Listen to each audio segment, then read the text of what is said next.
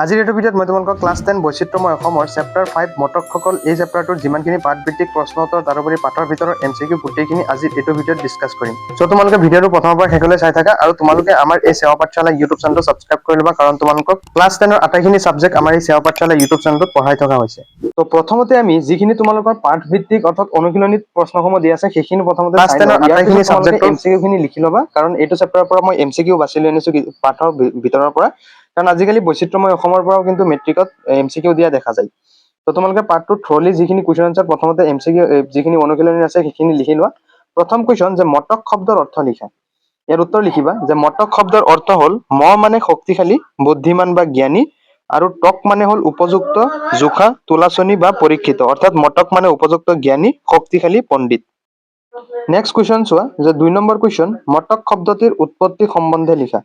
উত্তৰ মটক শব্দটি টাই ভাষাৰ শব্দ। টাই ভাষাত মানে শক্তিশালী, বুদ্ধিমান বা জ্ঞানী আৰু টক মানে উপযুক্ত, জোখা, তুলচনী, পৰীক্ষিত। অৰ্থাৎ মটক মানে উপযুক্ত, জ্ঞানী, শক্তিশালী, পণ্ডিত। নেক্সট কুৱেশ্যন চোৱা 3 নম্বৰ কুৱেশ্যন যে মটকসকল সাধাৰণতে কোন ধৰ্মৰ লোক। ইয়াৰ উত্তৰ যে মটকসকল সাধাৰণতে টাও ধৰ্মৰ লোক, পিছলৈ তেওঁলোকে মায়ামৰা বৈষ্ণৱ ধৰ্ম গ্ৰহণ কৰিছিল। 4 নম্বৰ কুৱেশ্যন চোৱা মটকসকলৰ লগত মোৱামৰীয়া বিদ্ৰোহৰ সম্বন্ধৰ বিষয়ে লিখা। উত্তৰ মোৱামৰীয়া বিদ্ৰোহৰ প্ৰধান নেতা আছিল মটকসকল। সেইকাৰণে মটকসকলৰ ওপৰত মোৱামৰীয়া বিদ্ৰোহ দমাবৰ বাবে ৰজাঘৰৰ অত্যাচাৰ চলিছিল। বিদ্ৰোহৰ প্ৰধান নেতাসকলক বিচাৰি নাপাই সাধাৰণ নিৰপৰাধী মানুহক কি কৰিছিল বন্ধ কৰি কাৰাগাৰত ৰখা হৈছিল। অ'কে, নেক্সট কুৱেশ্যন চোৱা 5 নম্বৰ কুৱেশ্যন যে মটক ৰাজ্যৰ উন্নতিৰ বাবে সৰ্বানন্দ সিংহই কৰা জনকল্যাণমূলক কাম কাজৰ বিষয়ে চমুকৈ বৰ্ণনা কৰা।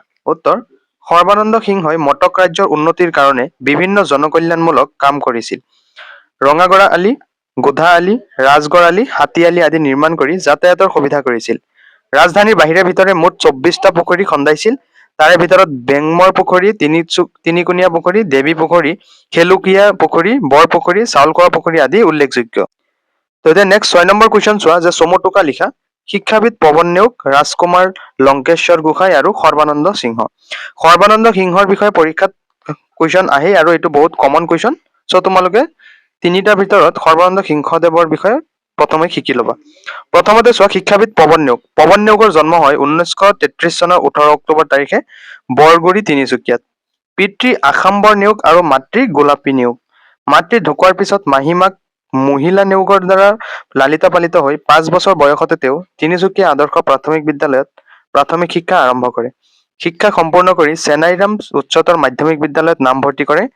নিজ দৃঢ়তাৰে অধ্যয়ন কৰি সেই বিদ্যালয়ৰ পৰা 1953 চনত প্ৰৱেশিকা পৰীক্ষা পাছ কৰে।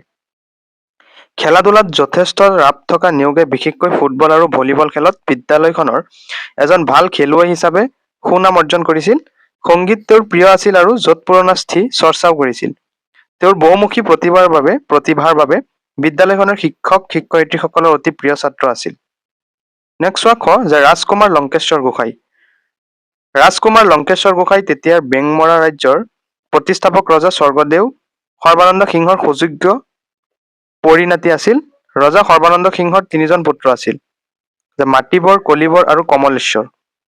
মাটিবৰ ভগীৰথ, দুখিৰথ, শুক আদিকে ধৰি 10জন পুত্ৰ আছিল। ভাগীৰথৰ 3য় পুত্ৰ বিশবৰৰ নুমলীয়া তথা ষষ্ঠ পুত্ৰ আছিল। ৰাজকুমাৰ লংকেশ্বৰ গোসাঁই আছিল কি 6 নম্বৰ পুত্ৰ। লংকেশ্বৰ গোসাঁয়ে 1/5/1954 তাৰিখে তেতিয়াৰ লখিমপুৰ জিলাৰ উপায়ুক্তৰ আগত ঐতিহাসিক বেংমৰা ৰাজ্যৰ পুনৰুদ্ধাৰৰ বাবে তৰা গোচৰৰ সাক্ষীত তেওঁৰ জন্ম 1867 চনত তিনিচুকীয়াত হোৱা বুলি উল্লেখ আছে। তাৰপিছত যে স্বৰ্গদেৱ সৰ্বানন্দ সিংহৰ মৃত্যুৰ পিছত ৰাজ পৰিয়ালটোৰ লগতে বেংমৰা ৰাজ্যৰ অন্যান্য বিষয়ববীয়াসকল ৰাজ্যৰ বিভিন্ন স্থানত সিঁচৰিত হৈ বসবাস কৰিছিল। ৰাজকুমাৰ লংকেশ্বৰ গোসাঁইৰ 10-12 বছৰ বয়সত পৰিয়ালৰ সৈতে চাবুৱালৈ কি কৰিছিল উঠি যায়। ৰাজ পৰিয়াল বাস কৰাৰ বাবে অঞ্চলটোৰ নাম পৰৱৰ্তী সময়ত কি হয় ৰজাবাৰী নামেৰে নামকৰণ হয়। নেক্সট চোৱা গ সৰ্বানন্দ সিংহ। সৰ্বানন্দ সিংহৰ পিতৃৰ নাম আছিল মৰুত নন্দন আৰু মাতৃৰ নাম আছিল পাতৈ। পিতৃ মাতৃৰ একমাত্ৰ সন্তান সৰ্বানন্দই কেঁচুৱা কালতে মাতৃক হেৰুৱাবলগীয়া হৈছিল। অতি সাধাৰণ খাটি খোৱা মৰুতনন্দন আছিল মটকৰ বৰুকচুতীয়া খেলৰ লোক। সৰ্বানন্দৰ পিতৃ প্ৰদত্ত নাম আছিল মেজেৰা। মাতৃহাৰা মেজেৰাক সকলো সময়তে মৰুত নন্দনে লগত লৈ ফুৰিবলগীয়া হৈছিল আৰু অতি যতনেৰে তুলি তালি ডাঙৰ দীঘল কৰিছিল। মৰুত নন্দনে এবাৰ মেজেৰাক বুকুচাত লৈ পুখুৰী খান্দি থাকোঁতে ৰজাই দেখি তেওঁক কামৰ পৰা অব্যাহতি দিছিল। পিতৃৰ লালন পালনত লাহে লাহে মেজেৰা ডাঙৰ হৈ কি হৈছিল? ডেকা হৈছিল। তো এতিয়া আমি যি মটকসকল এই চেপ্টাৰটোৰ MCQ খিনি আলোচনা কৰিম যে মটকসকল শব্দটো কোন ভাষাৰ শব্দ? ইয়াৰে উত্তৰ হ'ব খ, যে টাই ভাষাৰ শব্দ। নেক্সট 2 নম্বৰ, মটক শব্দৰ অৰ্থ কি? যে মটক শব্দৰ অৰ্থ হ'ল উপযুক্ত জ্ঞানী, শক্তিশালী পণ্ডিত। 3 নম্বৰ, যে মটকসকল সাধাৰণতে কোন ধৰ্মৰ লোক? যে মটকসকল আমি জানো টাও ধৰ্মৰ লোক, গতিকে অপশ্যন খ হ'ব শুদ্ধ উত্তৰ। নেক্সট কুৱেশ্যন, মটকসকল পিছলৈ কোন ধৰ্ম গ্ৰহণ কৰিছিল? ইয়াৰে উত্তৰ হ'ব যে মায়ামৰা বৈষ্ণৱ ধৰ্ম। নেক্সট প্ৰশ্ন, মোৱামৰীয়া বিদ্ৰোহৰ প্ৰধান নেতা কোন আছিল? বহুত ইম্পৰ্টেণ্ট কুৱেশ্যন এইটো, যে মটকসকল আছিল। নেক্সট চোৱা, মটক ৰাজ্যৰ উন্নতিৰ বাবে সৰ্বানন্দ সিংহই কিমানটা পুখুৰী খন্দাইছিল? ইয়াৰে অপশ্যন গ হ'ব যে 24টা। নেক্সট কুৱেশ্যন, সৰ্বানন্দ সিংহই নিৰ্মাণ কৰা পথসমূহৰ ভিতৰত কোনটো নহয়? যে সৰ্বানন্দ সিংহই কি কৰিছিল?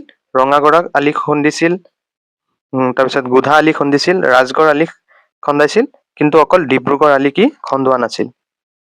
নেক্সট কুৱেশ্যন, সৰ্বানন্দ সিংহৰ পিতৃৰ নাম কি আছিল? বহুত ইম্পৰ্টেণ্ট কুৱেশ্যন, যে মৰুত নন্দন। এইটো তোমালোকে মনত ৰাখিবা যে সৰ্বানন্দ সিংহদেৱৰ পিতৃৰ নাম কি? মৰুত নন্দন। অপশ্যন খ হ'ব শুদ্ধ। নেক্সট কুৱেশ্যন, সৰ্বানন্দ সিংহৰ পিতৃ প্ৰদত্ত নাম কি আছিল? ইম্পৰ্টেণ্ট আছে যে মেজেৰা। নেক্সট কুৱেশ্যন, নেক্সট MCQ, যে ৰাজকুমাৰ লংকেশ্বৰ গোসাঁই কোন ৰজাৰ পৰিণাতি আছিল? যে স্বৰ্গদেউ সৰ্বানন্দ সিংহৰ। অ'কে। নেক্সট কুৱেশ্যন, ৰাজকুমাৰ লংকেশ্বৰ গোসাঁইৰ জন্ম ক'ত হৈছিল? অপশ্যন খ হ'ব শুদ্ধ উত্তৰ, যে তিনিচুকীয়াত। নেক্সট, যে পৱন নেওগৰ জন্ম কেতিয়া হৈছিল? 1933 চনত কি হৈছিল? পৱন নেওগৰ জন্ম হৈছিল। পৱন নেওগ কিমান চনত প্ৰৱেশিকা পৰীক্ষাত উত্তীৰ্ণ কৰিছিল বা পাছ হৈছিল? 1953 চনত। নেক্সট, যে পৱন নেওগ কোন খেলত পাকৈত আছিল? উত্তৰ, পৱন নেওগ ফুটবল আৰু ভলীবলত কি আছিল? পাকৈত আছিল। বেংমাৰা ৰাজ্য কেতিয়া প্ৰতিষ্ঠা হৈছিল? ইম্পৰ্টেণ্ট আছে যে 1778 চনত। 1788 চনত কি হৈছিল? বেংমাৰা ৰাজ্য প্ৰতিষ্ঠা হৈছিল। নেক্সট কুৱেশ্যন, যে সৰ্বানন্দ সিংহৰ কেইজন পুত্ৰ আছিল? সৰ্বানন্দ সিংহৰ 3জন পুত্ৰ আছিল। সৰ্বানন্দ সিংহৰ পুত্ৰসকলৰ ভিতৰত কোন আছিল? ইয়াৰ কি হ'ব? মাতিবৰ, কলিবৰ আৰু কমলেশ্বৰ। তো তোমালোকৰ মটক চেপ্টাৰটো শেষ হ'ল। নেক্সট ভিডিঅ'ত আমি মৰাণসকল চেপ্টাৰটো ষ্টাৰ্ট কৰিম। চ' তোমালোকে ইউটিউবত গৈ আমাৰ সেৱা পাঠশালা ইউটিউব চেনেলটো ছাবস্ক্ৰাইব কৰিবা আৰু ফেচবুকত চাই থাকিলে তোমালোকে আমাৰ এই সেৱা পাঠশালা ফ'ল' কৰি থবা।